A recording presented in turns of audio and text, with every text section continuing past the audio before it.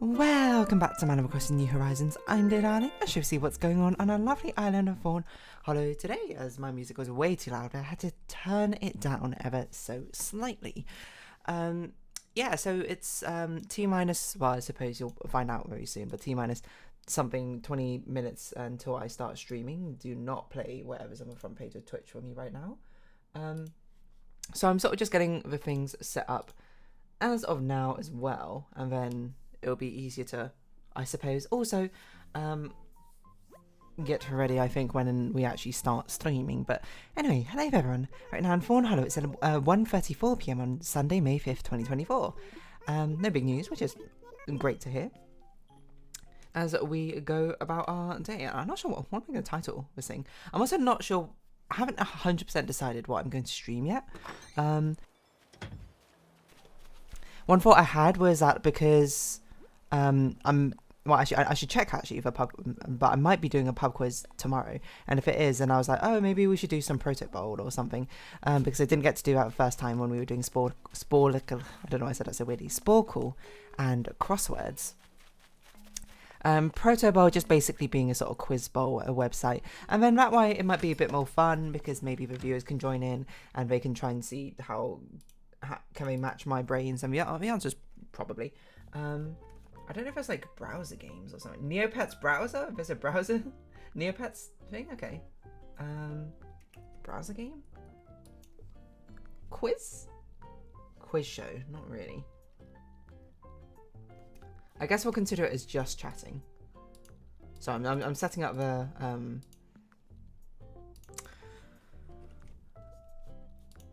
I'm setting up the stream stuff as we speak. I suppose I should also get the VTuber avatar out here as well. Just sort of get everything ready. I guess I should put that in there. I think about it. It makes a lot more sense. I didn't really think about that.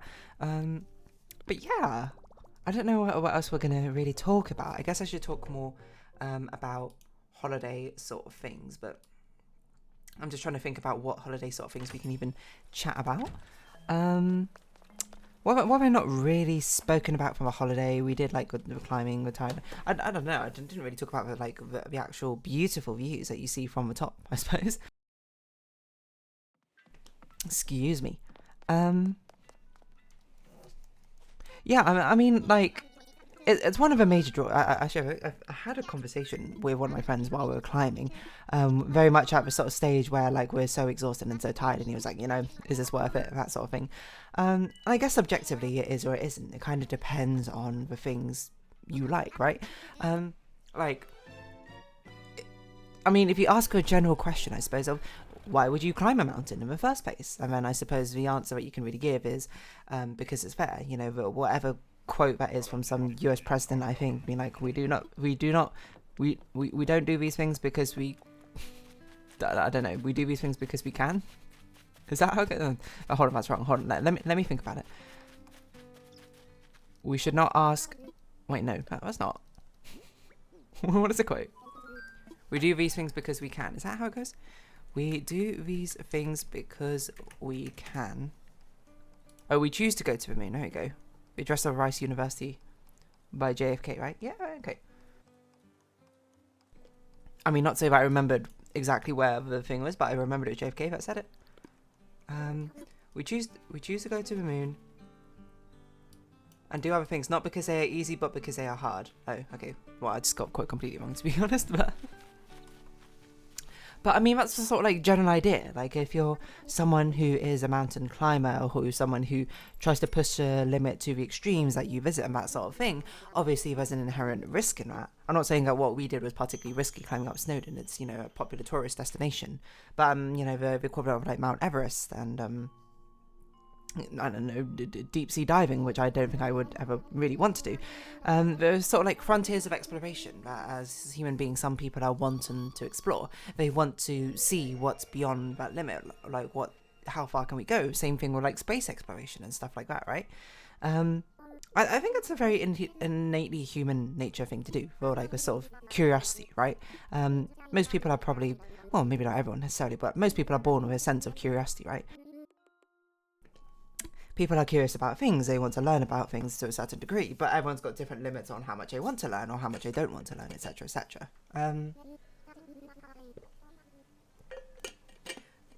Which you might say, hey, and I think fairly critique this point, but say, hey dear darling, this doesn't really have much to do with climbing Mount Snowdon.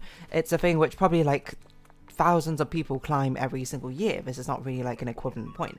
And I would say, yeah, that's a fair point, but you know, not everyone can be the groundbreaking frontier person who discovers a new, walks a new planet. Like, is it Buzz Aldrin or Neil Armstrong who did it first? Neil Armstrong? What's the first one? Man and Moon, I think. I forget. Who was that? Who was the other person who was not on the moon? Hold on. First man on moon was Neil Armstrong with Buzz Aldrin, and then who was the other person? Edwin Aldrin. He's the one that people always, Aldrin, I guess, who people always forget about, right? Because he was the one manning the ship while the other two did a moonwalk. Yeah, what was I going to say? I forgot.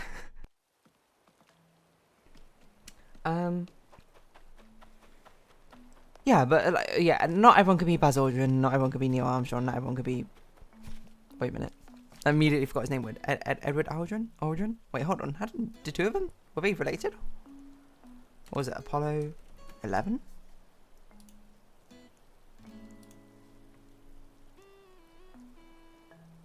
Michael Collins. Wait, what? Oh, Buzz Aldrin's name is actually Edward Aldrin, but he's just known as Buzz. Edwin Aldrin. I actually genuinely had no idea about that. Okay, so the other person's Michael Collins. There you go. Yeah, not everyone can be them and be on the frontier, I suppose, of human exploration or human limit pushing and boundary testing, which is normal. I mean, think about how many boundaries there are to push, how many times you can push them, I suppose, in one lifetime, and how many people probably exist in one lifetime, like billions of people. It makes it, I would say, a little bit challenging to be the one person out of all of them who breaks new ground or territory, etc., etc. So I suppose on the more sort of like local micro scale of your own microcosm of your life, you have your own boundaries and stuff that you want to test and push, and that's kind of like where, you know, the draw, I think, of climbing Mount Snowdon comes to, you know, being like, oh, to see the sights. It's a formidable challenge for the average person, you know, not impossible, but still doable, but still not a walk in the park, right?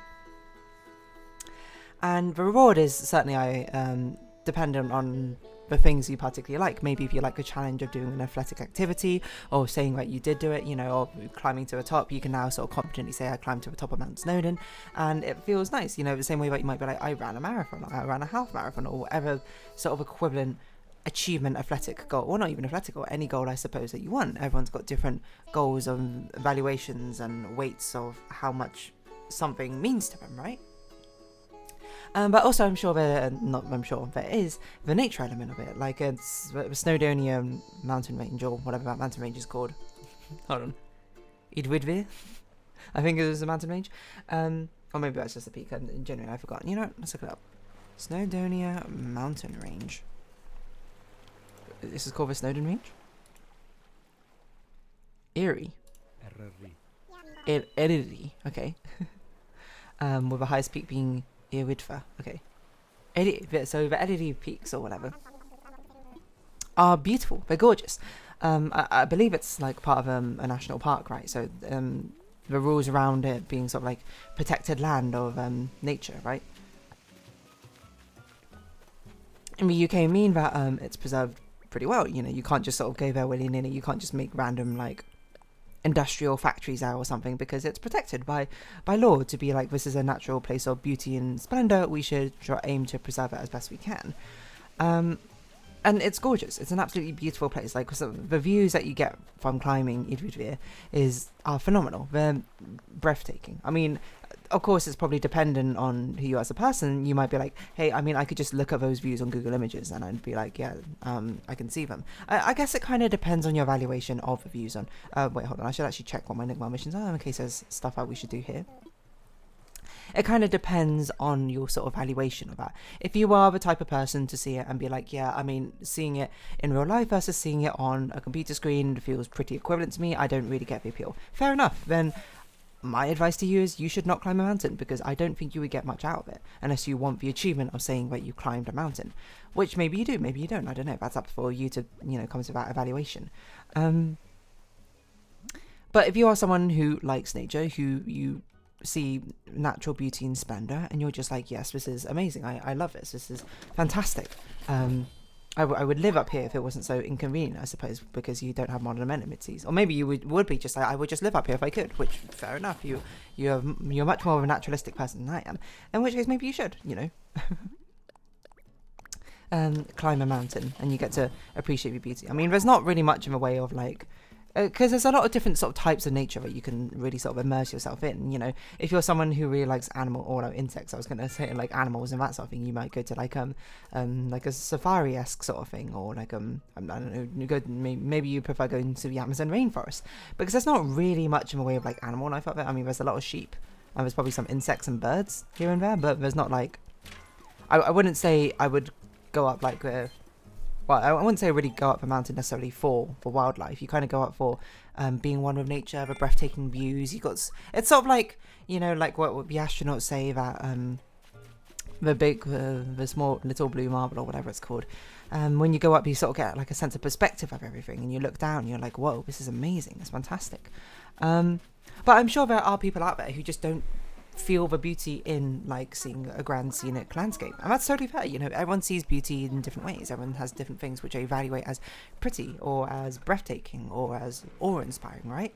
And I suppose it's more up to you to be able to chase those sights that you want to see. Me myself, I love the splendor, the beauty of nature. I wouldn't really say I'm like much of a survivalist or a naturalist, or I don't know, like what sort of term you would use. Like, I'm not like at one with nature. I wouldn't like live in the wilderness or anything like that, but I can very much appreciate it. I still like the modern amenities of modern life, I suppose, and things like metropolitan-esque areas, but I do love nature as well, and I like to have a sort of balance, unsurprisingly. But people like sway in different directions of all sorts of different things. Like, if you're someone who loves metropolitan, the buzzing city life, nightlife, etc., things like that, maybe you want to go to like, I don't know if Las Vegas is perhaps a bit extreme, because it's not always like that, but maybe like a nice areas of New York or something. You go there and you just like go up like one of the tall skyscrapers, and you look at the building as a city lights sort of sparkle in the night, and you'll be like, wow, this is amazing, it's fantastic. Each of these like lights represents someone's story, someone's life, and that maybe fills you with wonder. But maybe you're not. Maybe you're like a person who wants to climb a mountain. You see like all the blades of grass and the river and the sun shining across it as the clouds slowly drift across the sky, and you're like, this is the one that brings me like it truly brings me inner peace, or something like that. I don't know, everyone's different. So in conclusion, at least my friend came to, is that he was, not like so crazy about the entire, I mean, he I'm sure he likes nature, but he's not like that crazy about it. He likes walks and that sort of things, but he likes walks on flat ground. And I suppose he was just basically like this very intense walk up and down a mountain is, was it worth it? I don't know if necessarily he regrets doing it, but he was just like, certainly in the moment he was like, Chris doesn't feel like it's worth it. Yeah, which is fair enough. I think it's very easy to sort of cast aspersions and be like, oh, you're just wrong, because I mean, like, I don't really know how you can be particularly wrong about something subjective like this.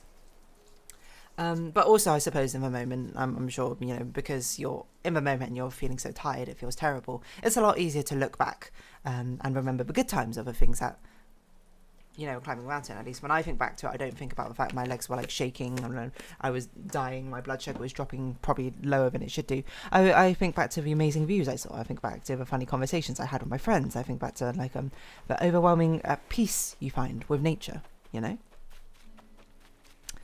And I guess that's kind of why you do it, for the memories. Really, that's kind of why you do most things, right? For the memories, because, I mean, there's nothing else you can really take from it. I mean, maybe you do some things for accolades, you do some things for money, you do some things for fame, of course, but most of us, we're not celebrities. We're also not like Olympic medalists or anything like that. We only have our own like smaller scale ability with which we can work with. And the only things that we have are like the memories you can take from it, and that in itself I think is quite beautiful, because those memories are yours, they are precious, and they are things that you want to cherish. You have your own experiences tied up with them. The emotions that you feel during them are sort of like, you can't replicate necessarily. Well, maybe you can, but it's difficult to.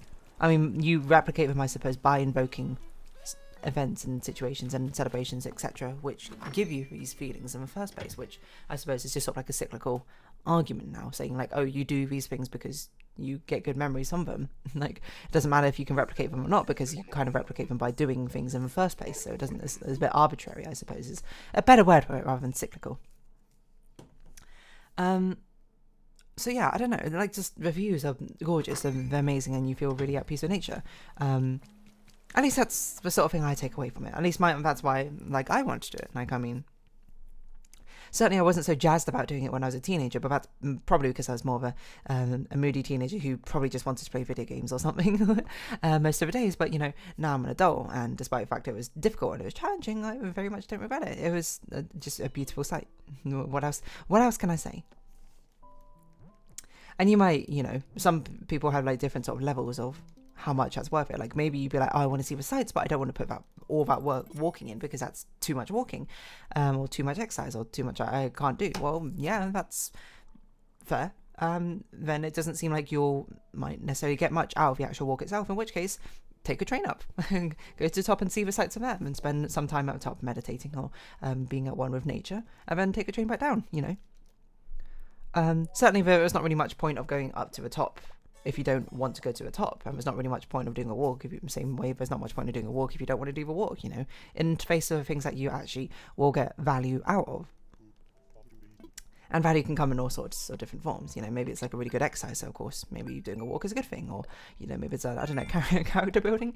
That makes it seem a bit stranger, I suppose, when I say it like that, but you get what I'm saying, hopefully. Interface with the things which you want to interface with from that. And sometimes that thing that you want to interface with is a lovely mountain walk, and sometimes it's a mountain view, sometimes it's being at one with nature, sometimes it's spending time with friends, sometimes it's for a challenge, sometimes it's for the fame. That's just like, yeah, that's just life, isn't it? I'm not saying I'm not saying you have to go in with this level of scrutiny for all of the things. I don't think we found a crafter yet, so we should check Biscuit's house. I'm not saying you should go in with this level of scrutiny over any possible memory which might happen in the future for you. That's ridiculous, to be quite frank. But I'm certainly saying that, you know, these sort of thoughts which you have can be justified in every sort of which way. You know, everyone's very different. And I don't think you know, I think it's a wrong sort of perspective to, you know, I think it's very easy, I suppose, to belittle someone for being like, oh, I don't want to climb up like a mountain or something like that, because like, what's the point? You know, it's very easy to cast aspersions that way, but, you know, to them maybe, yeah, there is no point, and that's fair.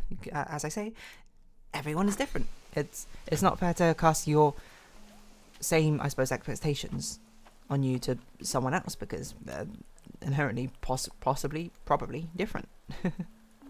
Of course, I'm sure there's still like different judgments and evaluations you can have of someone depending on what they say. But I think, you know, there's a sense of maturity which comes with understanding who you are as a person as you get older, and understanding that, you know, most people, you know, love natural beauty. They love the sights at the top of a mountain, and it fills them with wonder. And if it just doesn't apply to you, it just doesn't apply to you. Like, what more can I say? Anyway, on that note, I'm going to round this episode up here, and I'll be streaming in about 8 minutes, so I need to get the rest of the stuff ready. But for now, if you haven't been watching, thank you very much. It's been Animal Crossing New Horizons. I've been Dear Darling. Likes, comments, subscription, shares, greatly appreciated. Socials, Discord down below. Hope we see each other again, but for now, it's our farewell. So until next time, bye-bye for now.